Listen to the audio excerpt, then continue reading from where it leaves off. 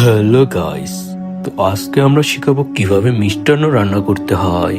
তো মিষ্টান্ন রান্না করার জন্য প্রথমে একটি কড়াই ভিতর পেঁয়াজ দিয়ে দিবেন। পেঁয়াজ দেওয়ার পর ভালোভাবে ফ্রাই করে নেবেন পেঁয়াজগুলো। তো কিছুক্ষণ পর আদা রসুন দিয়ে দিবেন এর ভিতর। তারপরে এর ভিতর দিয়ে দিবেন গোশ। ও গাইস, একটি ভুল হয়ে গিয়েছে। তো আমরা যেহেতু ভুলে গোশ দিয়ে ফেলেছি, তো আজকে আর আমরা মিষ্টান্ন রান্না করব না।